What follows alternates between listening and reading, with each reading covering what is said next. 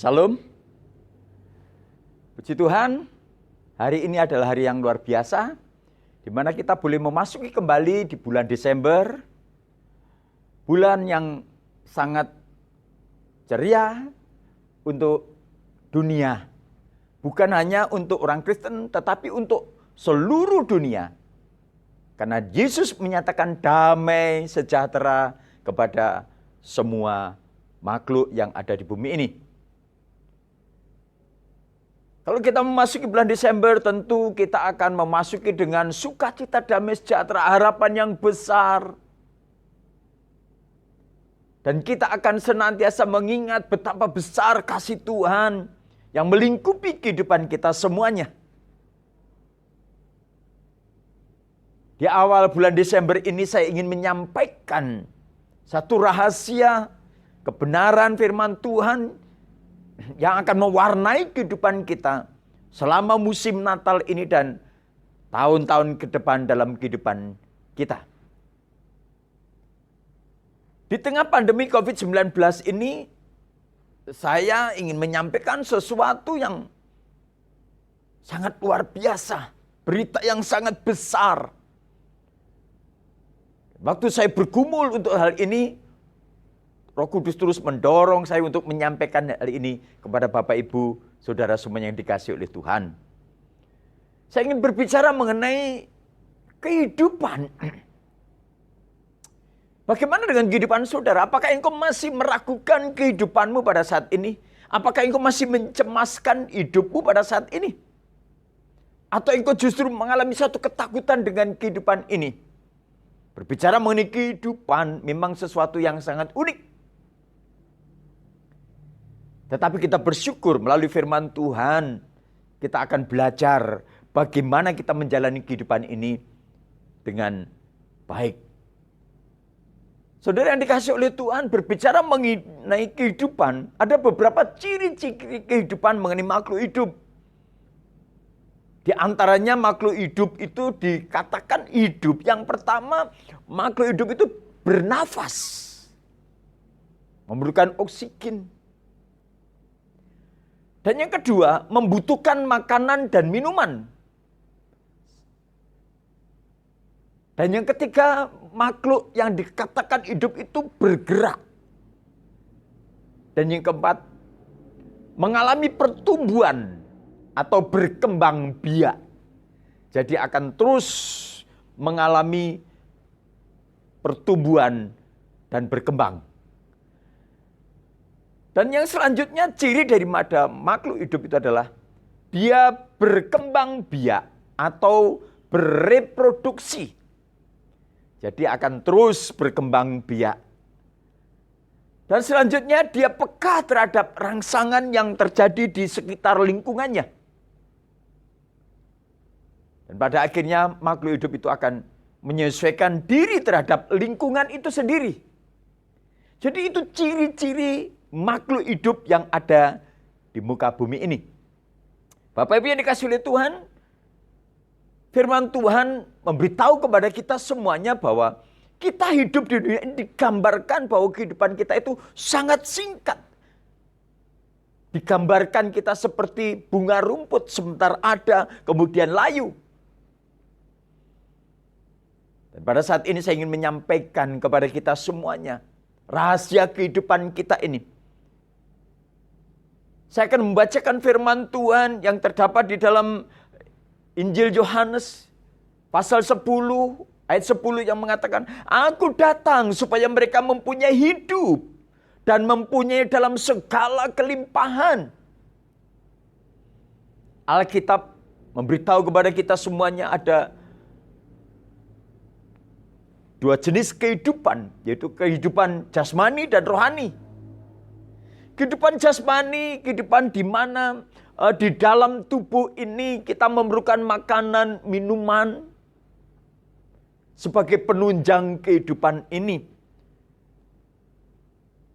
Dan secara roh kita juga memerlukan satu kebutuhan di dalam roh kita, di mana kita perlu berinteraksi dengan pencipta kita.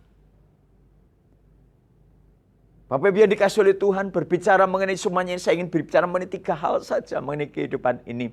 Yang pertama, saya ingin berbicara kepada kita semuanya bahwa segala sesuatu kehidupan makhluk yang ada di muka bumi ini diciptakan oleh Yesus Kristus. Saya ingin bacakan firman Tuhan. Segala sesuatu dijadikan oleh Dia. Dan tanpa Dia tidak ada satupun yang telah jadi dari segala yang telah dijadikan. Dalam Dia ada hidup. Dan hidup itu adalah terang manusia. Firman Tuhan berbicara kepada kita semuanya, memberitahu bahwa kehidupan ini yang memegang adalah Tuhan Yesus. Karena Yesus adalah pusat kehidupan. Yesus datang supaya kita mempunyai hidup dan mempunyai dalam segala kelimpahan.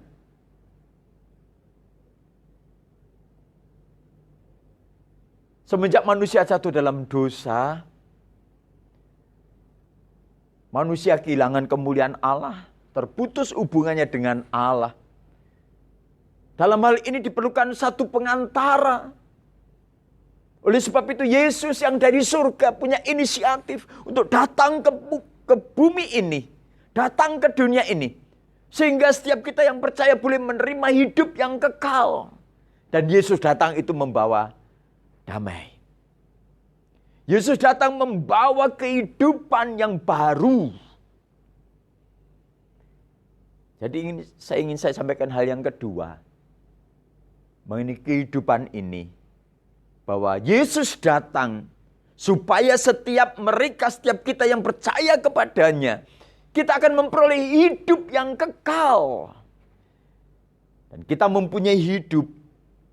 Dan saya boleh mengatakan kehidupan itu lebih daripada hidup. Karena Yesus membuat hidup lebih daripada hidup. Yesus datang supaya kita mempunyai kehidupan, bukan hanya kehidupan tetapi kehidupan yang berkelimpahan. Mungkin saudara akan mengatakan, wah mana mungkin dengan munculnya corona saja manusia sudah menjadi kalang kabut. Manusia sudah menjadi panik, tatanan semuanya berubah. Tetapi saya ingin menyampaikan kepada saudara, waktu kita berada di dalam Yesus Kristus, Tuhan memberikan kehidupan kepada kita lebih daripada hidup. Karena hidup kita diberi satu kelimpahan oleh Tuhan. Hidup kita diberkati oleh Tuhan. Segala sesuatu akan dirubahkan menjadi baik dalam kehidupan kita semuanya. Kenapa saudara? Karena kehidupan kita di dalam Tuhan tidak hanya makan makanan nasi, kemudian sayur mayur, daging, lauk pauk, tidak.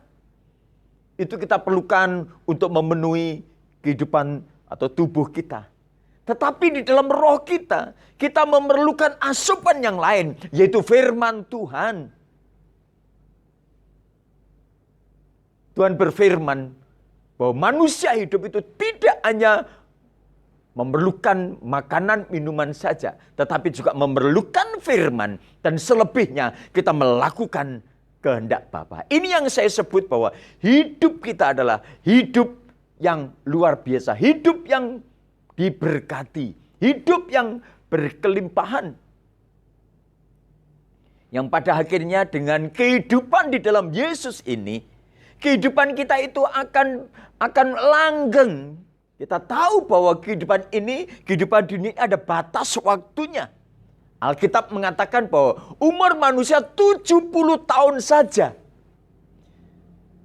Selebihnya itu anugerah daripada Tuhan. Tetapi disertai dengan penderitaan badani. Kalau pada saat ini kita umurnya sudah 68 tahun. Saudara, kita masih diberi kesempatan oleh Tuhan beberapa tahun lagi untuk menikmati fellowship bersama dengan Tuhan. Fellowship dengan orang-orang yang kita kasih. Persekutuan bersama-sama dengan family, dengan saudara, dengan sahabat, dengan teman-teman. Tetapi Alkitab mengatakan bahwa umur manusia 70 tahun saja. Selebihnya itu masih ada, mungkin Tuhan masih izinkan kita menikmati kehidupan. Tapi disertai dengan berbagai macam penderitaan. Namun demikian, kita sebagai anak Tuhan tetap dilingkupi dengan kasih karunia. Kita masih bisa menghasilkan buah. Karena hidup kita, hidup yang berkelimpahan. Dan saya ingin menyampaikan yang ketiga, bahwa sesudah kita menikmati hidup yang berkelimpahan di dunia ini, kita masih akan dilanjutkan dengan kehidupan yang kedua, yaitu hidup yang kekal di dalam Yesus Kristus. Jadi kehidupan kita tidak hanya berhenti di dunia ini saja. Tubuh kita ini berasal dari tanah, kembali kepada tanah. Sekalipun Bapak Ibu mencintai tubuh ini dengan luar biasa. Mungkin 1 minggu 2 kali engkau pergi ke salon untuk perawatan di sana. Tetapi kalau tiba saatnya nanti, tubuh kita ini akan kembali kepada tanah. Dan roh kita akan kembali kepada Tuhan. Untuk hal ini kita harus menyadari bahwa masih ada kehidupan yang kedua. Dan kehidupan yang kedua ini juga dibagi menjadi 2, yaitu hidup yang kekal dan mati yang abadi. Hidup yang kekal itu di dalam Tuhan harus melalui satu proses yang namanya lahir baru. Kita hidup di dalam Tuhan, menerima Yesus, kemudian kita lahir baru, kemudian kita hidup dalam kebenaran firman Tuhan. Pada akhirnya itu akan mengantar kita untuk masuk dalam kehidupan yang kekal. Jadi Bapak Ibu yang dikasihi oleh Tuhan, ini sungguh luar biasa. Oleh sebab itu pada saat ini senyampang, mumpung kita masih ada kesempatan menikmati hidup, kita menikmati bersama dengan Tuhan. Karena Tuhan berjanji bahwa kita akan diberi kelimpahan oleh Tuhan. Kita akan diberikan sesuatu yang baik yang datangnya dari Tuhan. Kita diberkati oleh Tuhan. Dalam segala pancaroba kehidupan kita, kita akan menikmati kebaikan Tuhan. Berkat Tuhan yang sungguh luar biasa. Sesuatu yang baik akan selalu datang dalam kehidupan kita. Kalau memang Tuhan izinkan kita menghadapi segala sesuatu, kita mengucap syukur.